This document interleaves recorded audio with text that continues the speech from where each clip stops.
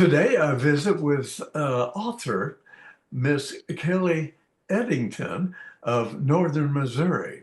I'm Rick J., and this is Spotlight on the Arts.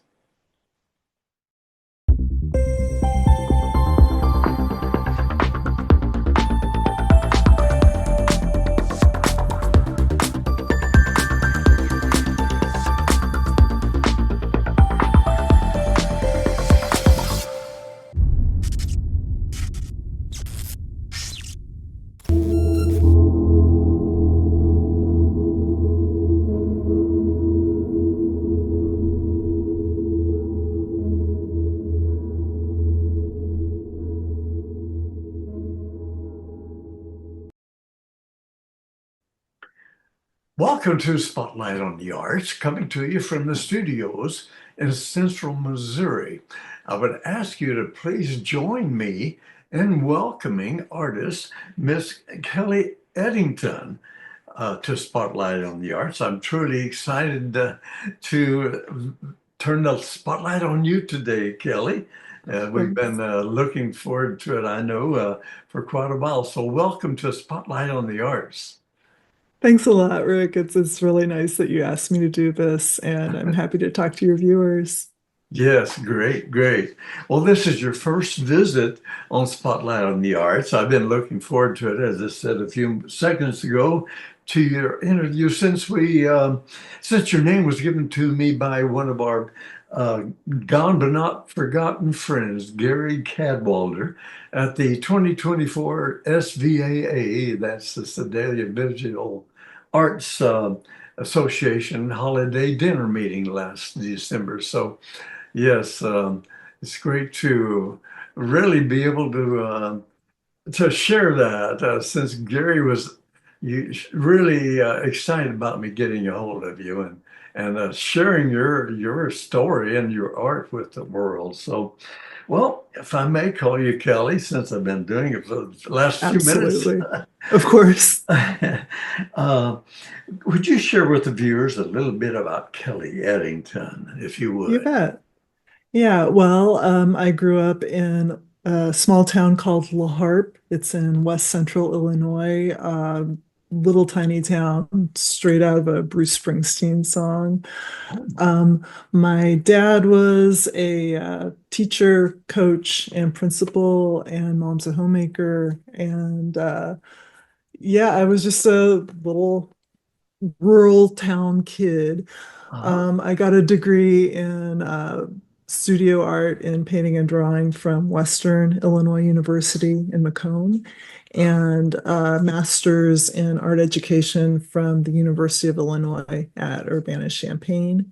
I Uh-huh. was a high school art teacher for 17 years in My. two different Illinois public schools. And currently, I'm a full-time artist. And I live, like you said, in Northeast Missouri out by Mark Twain Lake in our little house in the woods Oh, with my husband, Jeff, and our cat, Pooge.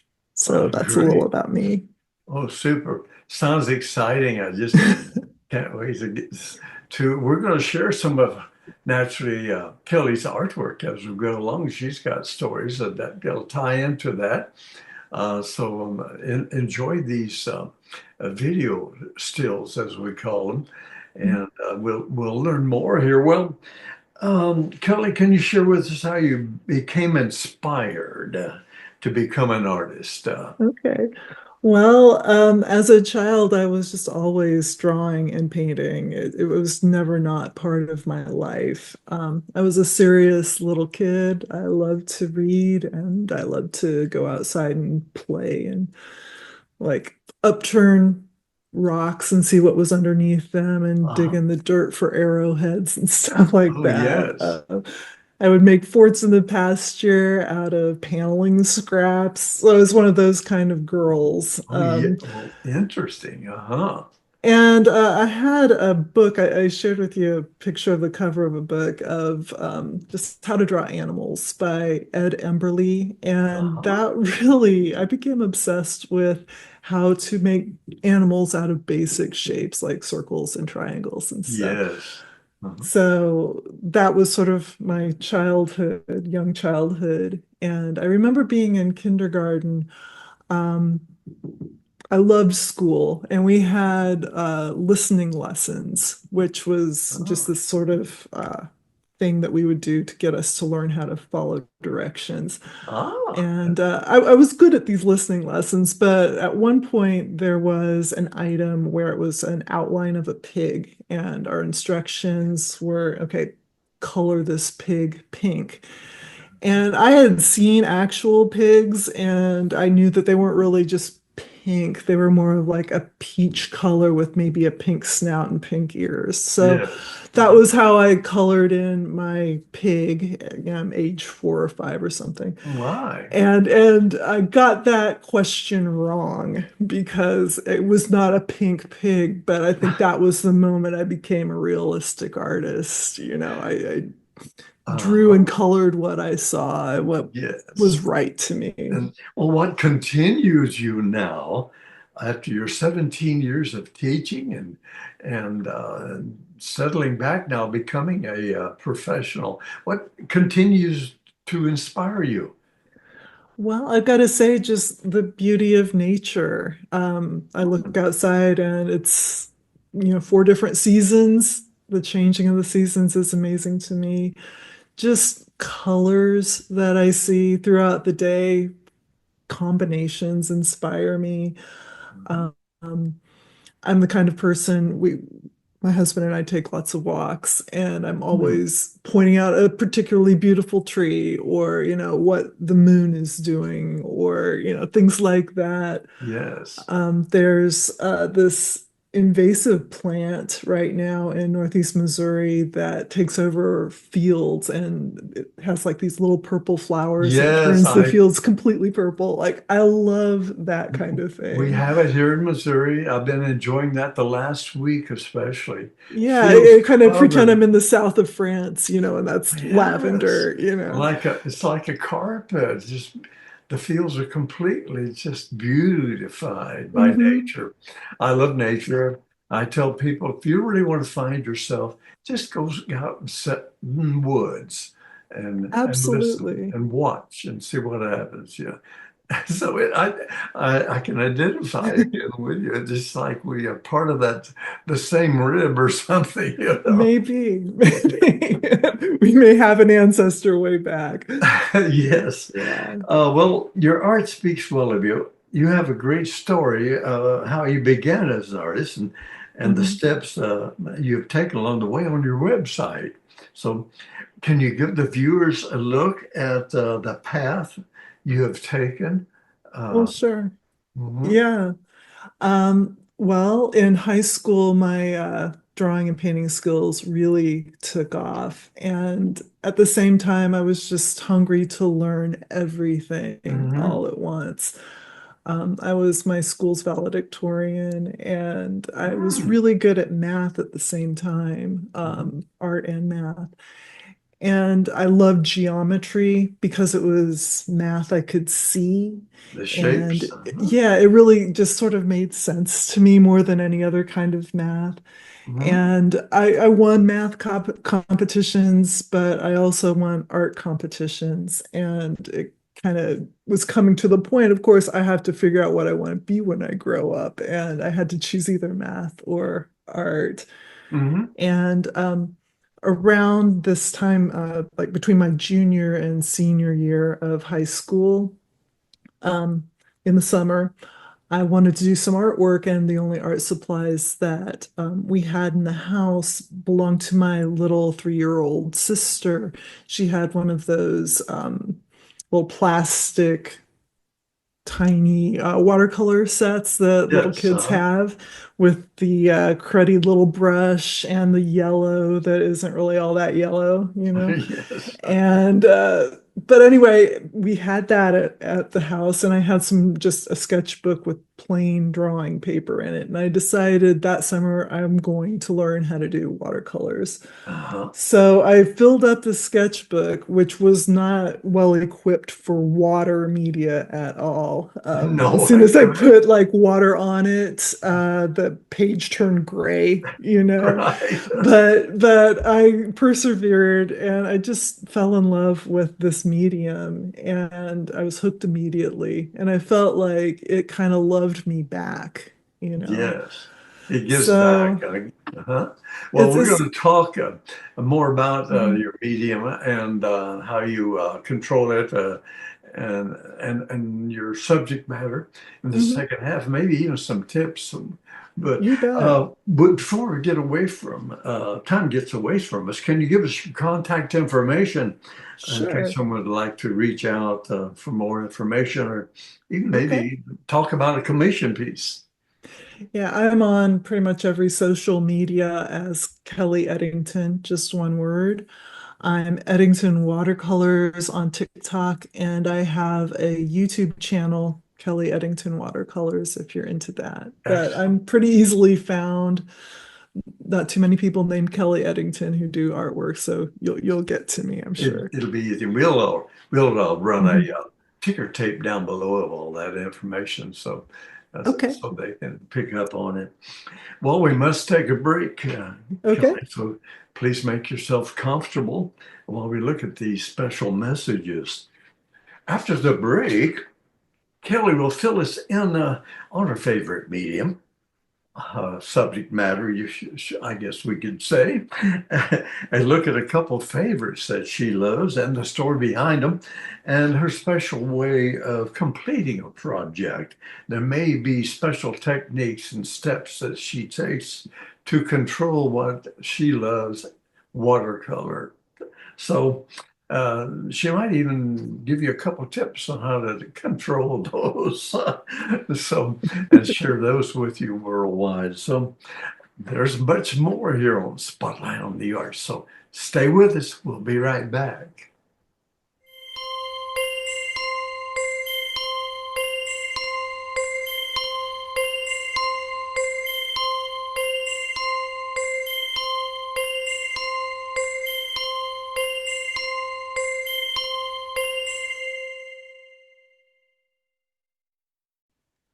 Welcome back, everyone, to Spotlight on the Arts. I continue my discussion, my chat with my special guest, artist Kelly Eddington of Northern Missouri. You know, Kelly, before the break, we shared a lot of information. So let's continue along those lines of thought and expression. I'd like to first ask you, please describe your type of art, maybe if you have a name for it, and how that Mhm. came about with your skills considered. And if you can, please tell the viewers about the position you hold as the board member of the Watercolor Honor Society along with that. Okay. Well, I started out as a realistic artist as a teenager. I think it's kind of normal for kids to want to learn how to draw something realistically, and then you can kind of find your own way. Yes. And that was the case with me. I was an abstract expressionist in like my later years of college and in my 20s, but ultimately came back to realism when I turned around 30. I think realistic art is just addictive, and there's sort of this magical moment when the person you're painting, for example, just starts to take shape, and I can just say, Mhm. "Oh, there she is," like I got her. Yes. And with watercolors, you're painting on a white piece of paper.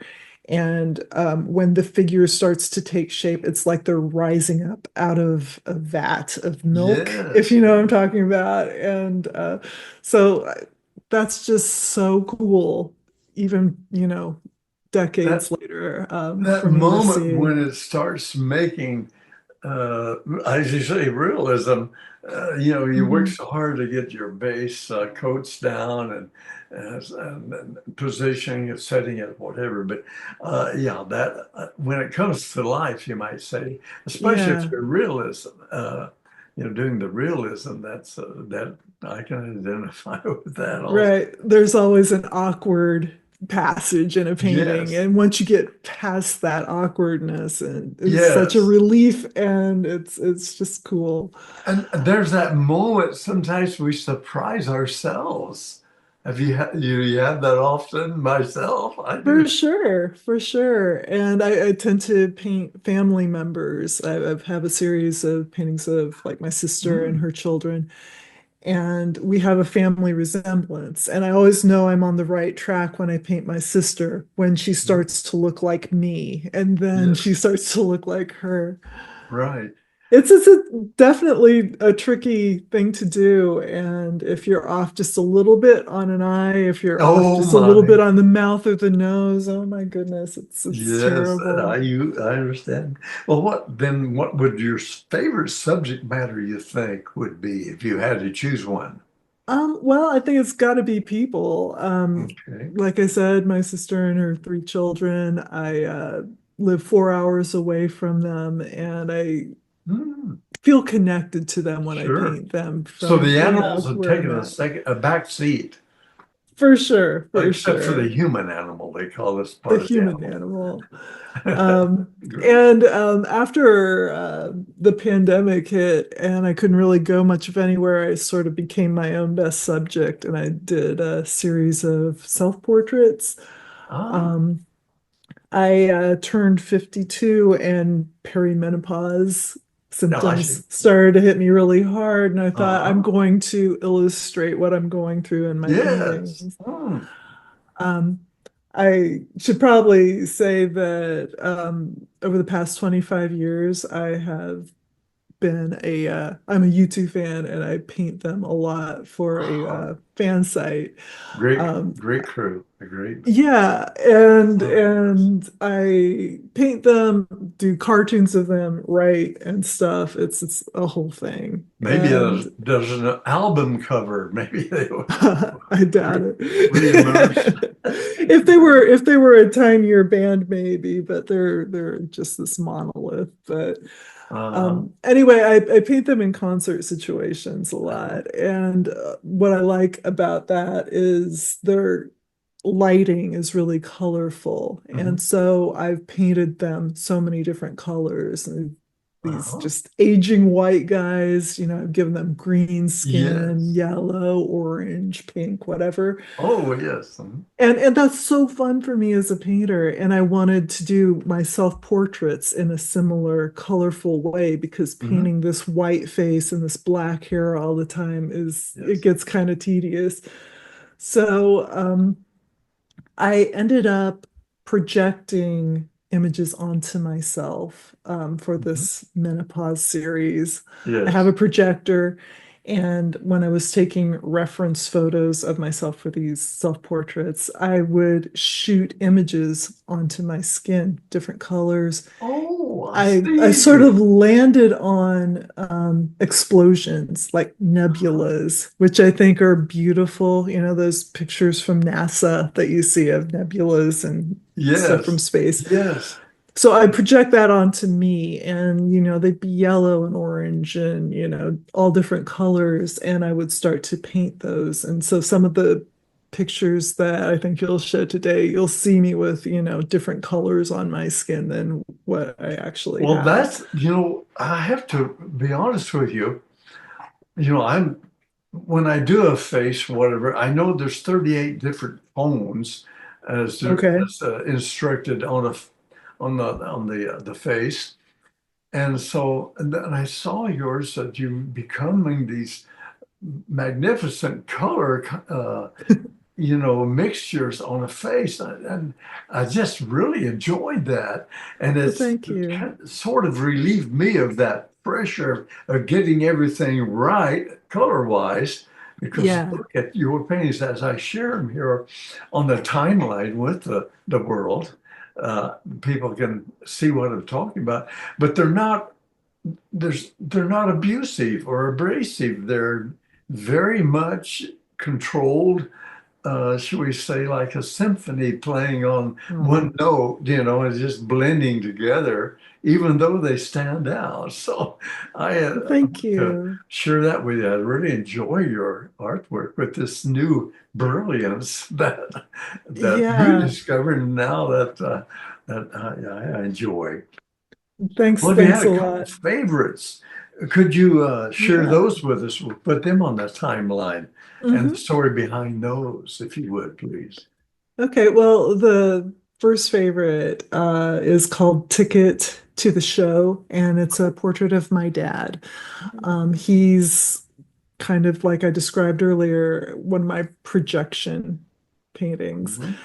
I stood him up in front of a white wall and I projected a farm scene onto Mhm. him, yellow and blue.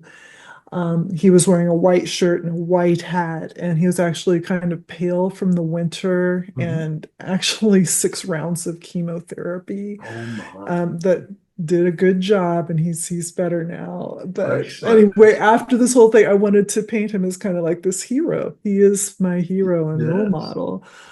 Um, so anyway, Dad was a pitching phenom as a high school student and in college, and he came from a tough upbringing on a farm, and that's why I projected a farm onto him. That baseball that he's holding in his hand, that was his ticket to the show, and national Major League Baseball is slang for the show, the show is slang for Major League Baseball, I should say. Okay. He tried out for the White Sox even, and he could throw a baseball over 90 miles an Oh hour. my. He was awesome, and he Hmm. still is awesome. Anyway, that was one of my favorite things that I painted last year. And it's actually that painting is on display in New York City as I speak to you.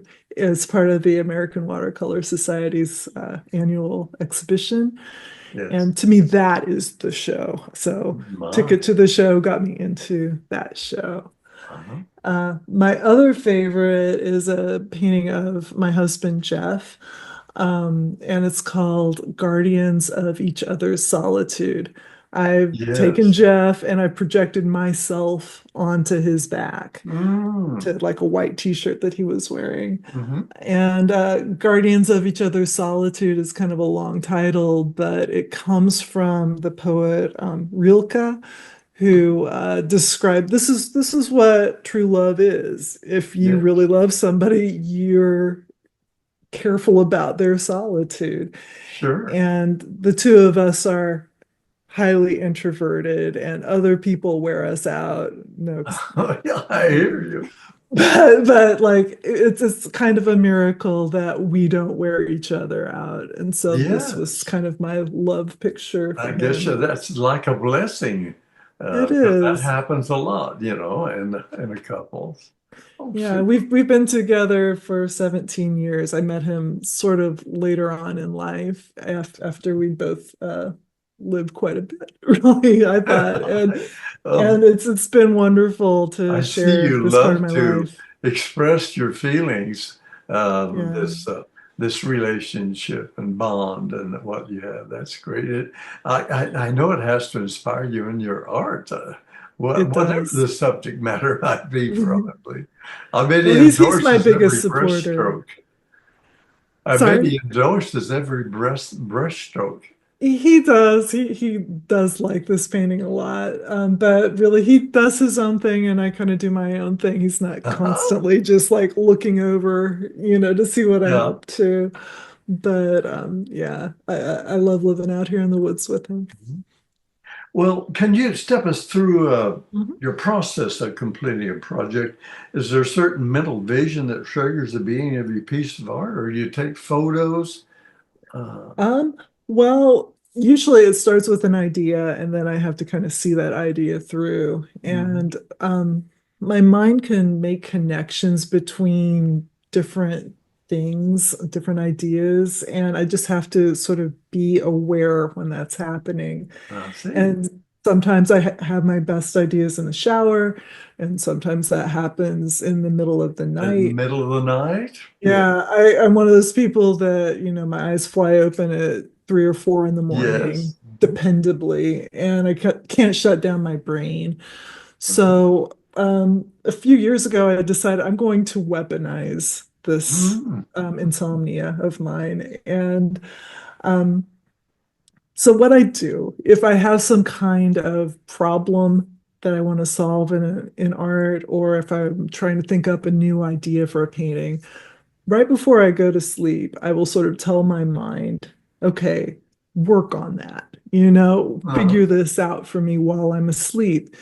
Then when I wake up at 3 in the morning, I usually have something and oh, I'll just sit there and think about it while Jeff continues to sleep for like 2 or 3 more hours. oh, But super. that's one thing I've kind of trained my brain to do is just like figure it out while, I'm Right. trying to stay asleep. Yes. Well, I always tell people I get all this what I'm thinking about my theme's going to be, and then I get these ideas. I may skip, but then once it's in my mind, like Uh-huh. I guess like you're waking up and the movement's there, I know I have no more problems putting it together after that. And Right, right. mhm, So for me, just connections like the YouTube paintings that I paint that are really yeah, colorful and menopause and yes, watercolor and projector, like those three things sort of came together and I can't really explain exactly why, but uh-huh, that was a middle of the night kind of idea. yes. And I have a friend that I've interviewed. She paints by music. There's a name Mm, for it. Music reaches her brain, and that indicates a certain color that she somehow interprets into her canvas. So wow. it's really interesting. Well, if there's one technique or process you would like to share with the viewers, what would that be? Well, I was trained in watercolor in college, and we didn't have a whole lot of colors. We had maybe 12 different watercolors, and I learned how to mix pretty much any color that I wanted from those 12. And I feel like that's the way to go. You don't need to buy, 400 different colors if you can get what you need from a small amount. And it takes a long time to learn this, like decades. Um, One of my artist friends, L.S. Eldridge, she does incredibly intricate still life paintings that are just basically impossible looking. And when people ask her, well, how do you do that? She's Sure. like, I have no hacks.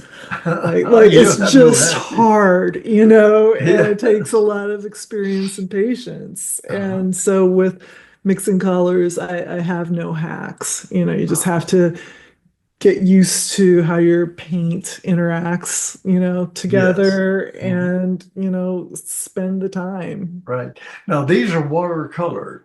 And, I Mhm. was basically into art in high school. The watercolors that I was familiar with was the ones you put a lot of water in.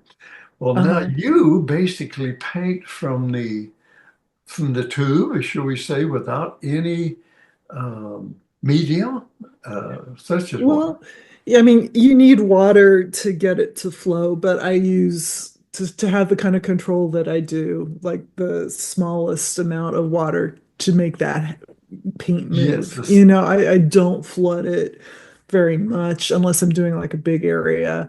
Most of the time, I'm doing, tiny stuff with, a little tiny brush like yes. this, and working my way through a big picture, can take a month and a half, for me Uh-huh. sometimes. Understand. Very Mm. good. Well, do you have any projects or exhibits that you'd like to share Oh, with sure. the viewing audience that they maybe could attend? You had the one in New York you spoke of. Yeah. Well, I enter a lot of watercolor competitions, and right now I have stuff in Dixon, Illinois, for Illinois Watercolor Society, Kenosha, Wisconsin, Transparent Watercolor Society. Just recently had a painting in St. Louis. My paintings go places, more Uh, places than I do. I will be um, part of International Watercolor Masters in England next year. Excellent. Uh, so I'm jealous of my artwork, when I ship it off. I'm like, you have They get to fun in leave and China, you stay. Well, now you're with the Watercolor Honor Society as a board Right. member? Right. Yeah, I forgot to answer that question. Gary Cadwallader was the editor of the newsletter before me, and he kind of got in touch with me, and I became a contributor to the newsletter for a year or two. I see. And then he decided that he was finished with the newsletter, and I took over last fall. I So it's a remember lot that. of work, I I gotta remember say. that conversation. I think you just sort Um, of burned out. I do recall him talking about it, but I knew yeah, the newsletter was honorable. if you Kelly, do it right, it will take up an entire month, yeah, and I and can I'd have to imagine. do it right. Oh, before we run out of time, can you share with us your contact information once again? Sure. Website address or how you'd Mhm. like to be? Maybe do you take telephone calls at all or Not really telephone calls, email? but you can go to my website, kellyeddington.com, and there's a contact tab that you can, email me from there, Oh, or just direct message me on Instagram or Facebook or Twitter or Tumblr, any of that's, the that's social Kelly media Eddington. websites. Yeah. Okay, very good. Well, again, we're about out of time. And do you have Okay. any closing words you'd like to pass on to viewers? Maybe a message for Sure. beginning artists or the artist community, inspirational, Mhm. what have you? Well, I think that any medium, and especially watercolor, can take a lifetime to master, Oh, decades. I think if you really have the love for it, you don't feel like you master it until quite a lot of time has passed. uh-huh. Um, and I think finding a unique point of view for your work can be very difficult.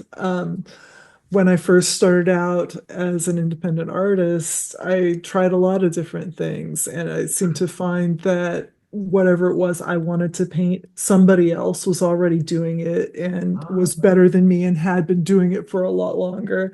Uh-huh. Um, but I think you'll find your voice eventually if you have the love for your medium, Yeah. and truly great things can happen once you find your voice. Thank you. But Well just give said. it time and be patient. Inspirational for sure. Miss Eddington, I want to thank you once again for contributing to Spotlight on the Arts. It's been really inspiring to visit with you and informational, educational also experience, I'm sure, for everyone.